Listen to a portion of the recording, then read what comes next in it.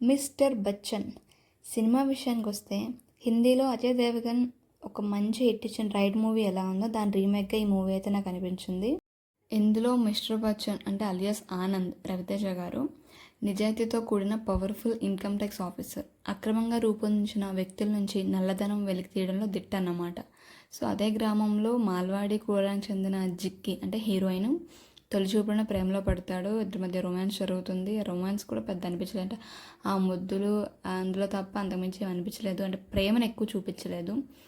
అదే ప్రాంతంలో రాజకీయాలన్నీ ఎంపీ అంటే జగ్గయ్య అంటే జగపతిబాబు గారు కనసాలను జరుగుతూ ఉంటాయి. తన కుటుంబం జరిగిన అవమానానికి ప్రతీకారం తీర్చుకోవడానికి బచ్చన్ కోసం జగ్గయ్య వెతుకుతూ ఉంటాడు.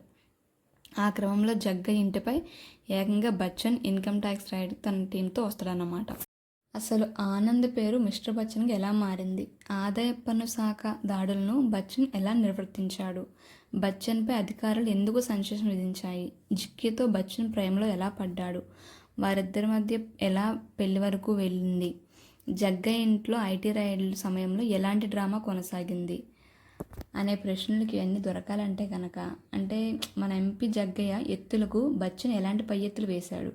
ఈ ప్రశ్నకి సమాధానం కావాలంటే కంపల్సరీ మూవీ చూడాలి.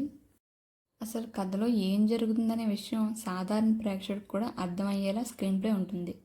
ఈ కథలో సన్నివేశాలు పాతకాయ చింతకాయ పచ్చడి మాదిరిగానే ఉండే. పాటలు భాగ్యశ్రీ గ్లామర్ తప్ప ఏది కూడా అంతగా ఆకట్టుకోలేదు. సత్య చమ్మక్చంద్ర కామెడీ అక్కడక్కడ పేలింది.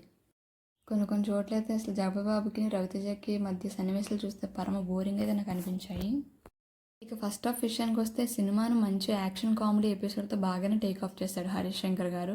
కానీ అదే జోష్ని కొనసాగిస్తే బాగుంది సెకండ్ హాఫ్ వరకు కూడా. ఫస్ట్ అరగంటలోనే అర్థమైపోతుంది అసలు ఏంటి అనేది. రవితేజ భాగ్యశ్రీ మధ్య లవ్ ట్రాక్లో ఎలాంటి ఫీల్ కనిపించలేదు, ముద్దులు తప్ప. కథలో మరో ముచ్చట్లేదు. హీరోయిన్ గ్లామర్ చూడడానికి అయితే మూవీకి వెళ్ళొచ్చు. సెకండ్ హాఫ్లో కొన్ని సీన్లు తప్ప మిగతా అంతా రొటీన్గానే అనిపించింది. ఈ సినిమా ఏంటంటే హరీష్ శంకర్ కూడా ఫెయిల్ అయ్యాడని చెప్పాలి.